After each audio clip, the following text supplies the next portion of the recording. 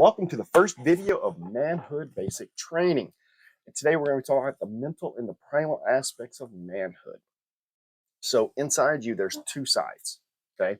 You got the mental side. This is the side that your thought processes go through. And then you have the primal side. This is what you were born with. So, and we're going to go through all this real quick. The mental aspects is time, self-discipline, personal responsibility, personal accountability, understanding fear, failing forward, and working hard. The primal aspects is hunger, never quit, never give up, I want what I want, unstoppable, and the feeling that your life matters. So in the Bible, in Proverbs, there's this guy and he went walking and he's looking at all these farms and vineyards and all this stuff going on, and he's sitting just looking at them, and he sees some of them that are really good and these other ones, many of them, that the fences are broken, the weeds have overgrown, it just looks like crap. But he noticed that the places that looked like crap, they were all very poor. But the farms and the vineyards that were kept really good, fences perfect, no weeds, everything great, all good, they were very prosperous. They made a lot of money. And he came to the conclusion that a man asleep with folded hands, poverty will set in like a thief in the night, which basically means a guy who sleeps all the time is procrastinating, kind of would rather rest than work, that he will never be a rich man and poverty will be his best friend. So it's very important to understand that. And for most people, they don't even see it that way. That's why it says it's like a thief in the night, is because poverty will come on you and you won't even notice it because you're going to say, oh, I'm trying. But the truth is, poverty is your best friend. So you want to change that. All right. So he came up with these ideas, and this got me to thinking on what things mentally does a man have to do in order to make sure he's not sleeping too much or being lazy so that he can be prosperous in his life. And this is what I came up with. Time and time management. I know some people don't like the word time management, but time is the currency of life. Every hour that goes by, every minute that goes by, every second that goes by, you are waking up and just dropping those coins, dropping that currency every second, no matter what you do, whether you do anything or not. It's just always taking away. You are always losing time. You're always losing money, basically. Currency of life. What you spend your time on is what you will get out of life. All right. So if you wasted time, it's a wasted life. Invest your time and you invest in your life. So whatever you're investing your time in is what you're going to get back. Think about that. So a guy who is, Call of Duty, PlayStation, whatever, all those games, spending hours and hours and hours just playing in front of the thing and not doing nothing, the benefit you get from it is very, very, very, very small to nothing. But you see billions of millions of guys online doing that crap all the time, and it's just a waste. It really is. And it's not just games and stuff. There's other things you do that's a waste of time. So I'm not saying all that. We'll get more into all that later. Partying, chasing girls, trying to get attention, all that's a waste of time. All right? You got to know where you're going and don't waste your time getting there. I know it sounds very simple, but it's very hard, especially when your friends or your family come and say, hey, let's go do this. Hey, let's go. And you've already planned to do something.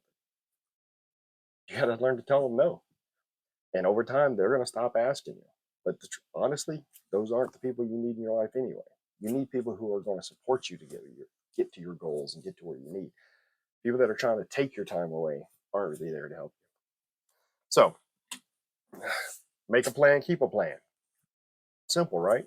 Make a schedule, keep the schedule. Like I said, when you're making that plan, you're making that schedule and you're sticking to it, and people are popping up saying, hey, let's go do something, you're going to have to tell them no, because your plan and your schedule is top priority to you and your life, and you can't let other people take it from you. Now, I understand Some emergencies come up, some things you have to be flexible on certain things, but not on things that are going to waste your time. That's my issue. If you're changing your plan to go waste your time, it's not worth it.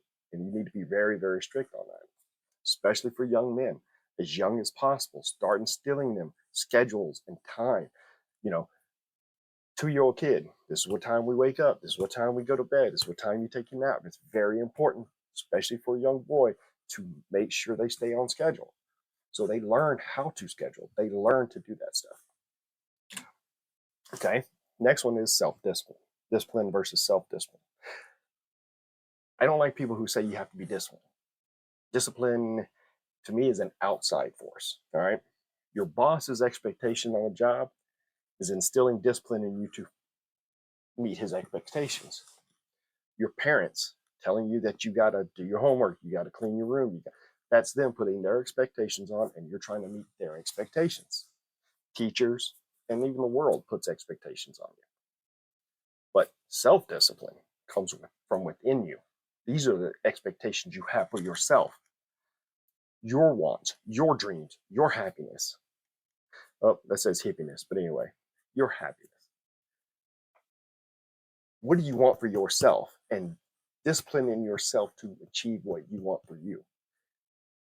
It's so that's why I'd say self-discipline is key. Okay, because self-discipline comes from inside you. No one else can make you have self-discipline.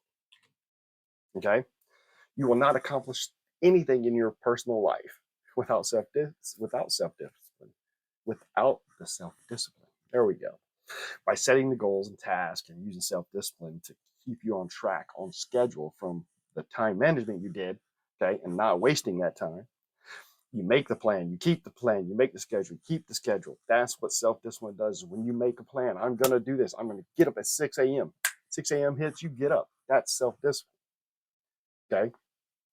But getting up at 7 because you need to be at work by 7:30, that's discipline for your boss because your boss is going to be upset. You don't really care, but you need to make money, right?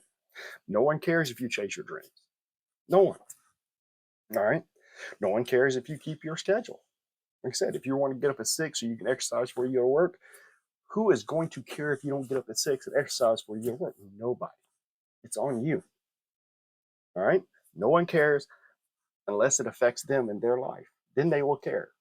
So if you have self-discipline and one of your friends say, hey, let's go to a club, you're like, no, I got this other stuff to do. He's going to be upset and he's probably going to stop calling you to go out.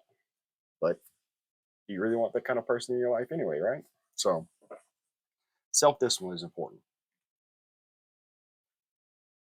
Personal responsibility and accountability. Now, for a man, everything you come in contact in your life is your responsibility to make it better. Yes, everything in your life that you come in contact with is your responsibility. So I know it's really hard to understand that, but there's a difference between responsible and accountable. You're just responsible to try to make it better. All right. You see, from your family and friends to that homeless man down in the corner, everything in your life you have to balance and try to make it better. Try to make everything better. It's your responsibility. All right. So you want to be the type of man everyone expects to do the right thing at all times. And that's part of taking responsibility for your life and everything in your life. All right. People see it if you're doing so. Walking down the street, see a piece of trash, pick it up, throw it in the trash can. People see it. Whether you think they do or not, doesn't matter. It's still your responsibility. If you walk down the street, see a piece of trash, you walk by it, guess what? You just failed as part of your responsibility as a man. I'm sorry. It's just the truth. But here's the thing. If all men would take responsibility for everything in their life, it would be easier for all men, right? So anyway, you must understand that even with things outside of your control, it's your responsibility to handle it in your life. For example, you park your car and go into the store. You come out and you notice that someone has backed into your car, put a big dent in the side of it. How do you handle it? Do you get mad? Do you get angry? You start yelling? Or be sad? You're going to cry about it? Your emotions are a waste of time and energy. There's a time and a place for men to handle their emotions. I agree with that. But when things in your life are going on, you don't have time to be emotional. Okay. The question is what action are you going to take care of what happened? Your actions are all that matter in life, to be honest. You must hold yourself accountable for your actions. Everything is your responsibility, but you got to hold your actions accountable for what you do. Actions everyone sees and judges you. Your actions that everyone sees and they judge you for it. But there's also actions that no one sees. You must judge yourself and hold yourself accountable.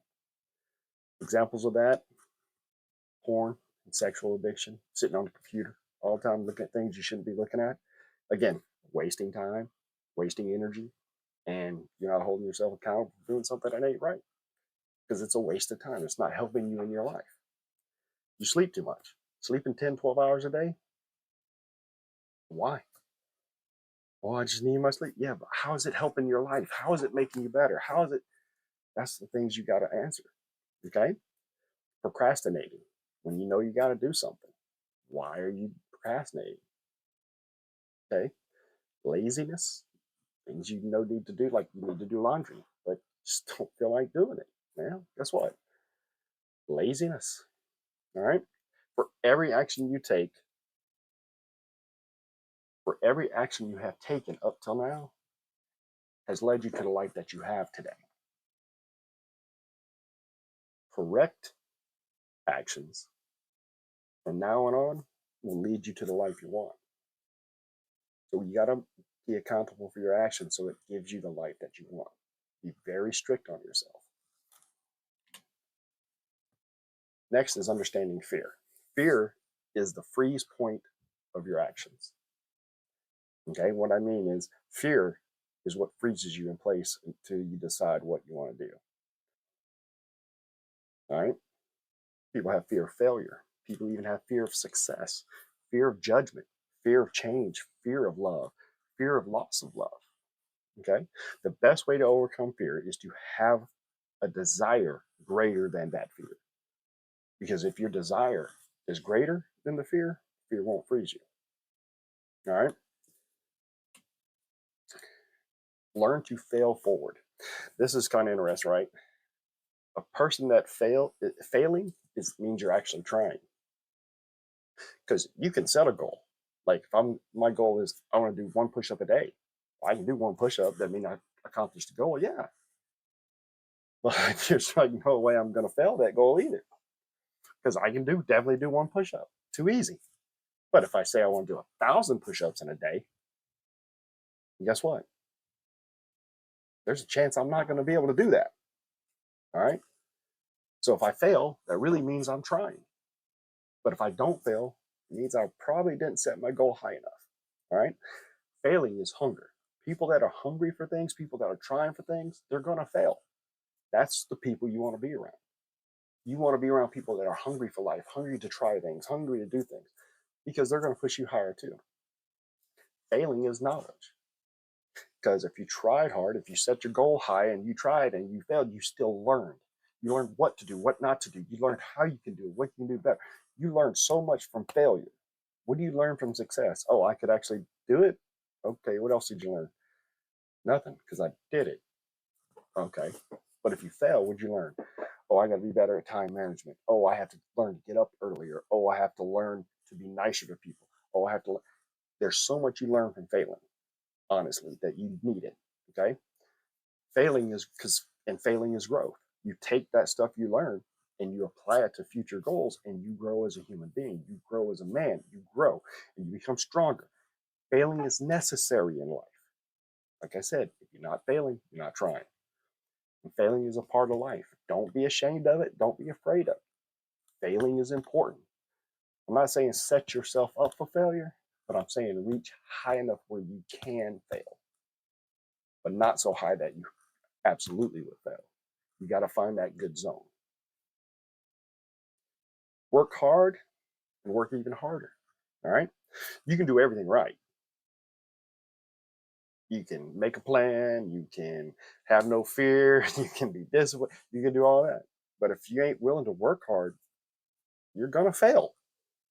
You are, because you're not going to put the work in. You're not going to put all that together and work with it. So you got to know you have to work hard. Not only that, a man that gives 100% will always overcome a man that's giving 53%. Think about that.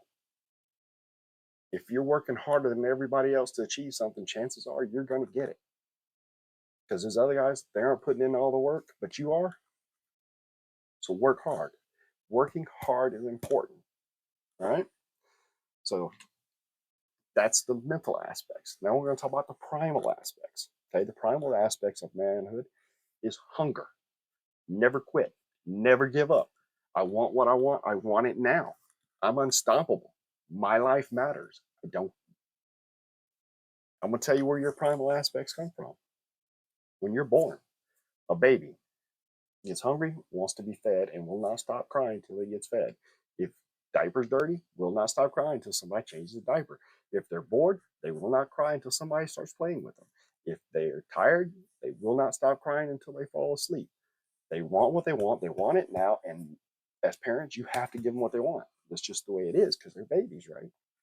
So they matter. They're the most important. That's the way you feel as a baby.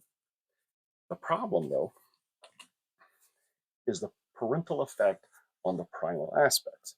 Because, see, as parents, we want our kids to listen and do what we say as young as possible because this makes parenting easier. If you say, son, don't do that, daughter, come here, listen to me, and they do what you say, you don't have to go, hey, come here, come. You don't have to get up and go get them. You don't have to, guess what? It's easier if they just listen. So as parents, we push ourselves on them and push their primal desires down. We really do. All right. We have to be very careful as parents not to destroy those primal natures in our kids, especially our sons. You see your son climbing up on something, maybe he shouldn't, maybe he's going to, you're afraid he's going to get hurt. The worst thing you can do is yell at him and get him down and tell him not to. You should go there and say, hey, it's not safe, come on, and say you did a good job, something else. But you got to keep building that primal, because it's okay for them to want to climb up things. It's okay for you to want to keep them safe, but you can't keep them safe and destroy their primal. Maybe you have to let them get hurt. So I know a lot of people ain't gonna like that, but I just think it's the truth. So the process of combining your primal nature and your mental nature, okay? You ever met a person with too much mental nature? They have no drive in life. They just sit and think about things all the time, but they never really do anything because they don't have any desire to do anything, okay? They live life instead of creating life because they're just taking care of things they got to take care of. They really don't see beyond tomorrow. They really just don't. That's the mental aspect. Too much mental, but they don't have the primal to push them farther. All right. Too much primal usually have problems with authority. These are the guys that usually end up in prison. They have short-term desires, and their long-term desires go unneeded because they just are so fixated on, I want what I want it now. So that's why you need that good balance between both primal and mental, is so you don't get stuck in the I want it now side of it and say, I want it in my future. I want it this time. I want this goal. So you can plan and execute and go after it together. The good balance is creating your life. You are creating the life you want from the life you have. Goals lead to bigger goals, which lead to bigger goals, which lead to bigger visions, with bigger desires for your life. So a good balance of all that makes goals important. All right. So that is the end of the Manhood Basic Training Part 1, or Video 1.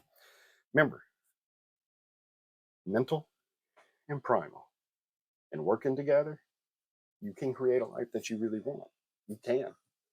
But if you're not going to be using your time wisely, if you're not going to be disciplined, if you're not going to hold yourself accountable for the stuff that you do, if you're not going to overcome your fear and just going to stay, you're not going to have a good life. You're not going to have the amazing life you want. Now, hey, if you just want to be basic and you just want to you know, do your job, have your family, come home, and you don't have any dreams beyond that, that's okay. It's okay. Whatever dream you have is fine. I'm just saying you should always want and execute and try to get better, do better, and do more. Because you're not only just affecting your life, you're affecting everyone around you. So it's important. So anyway, that's the end of Manhood Basic Training 1. Hope you come back for Manhood Basic Training 2, where we're going to talk about the fuel of life and the fuel filter of life and how all that works. And that'll be the first 2 videos.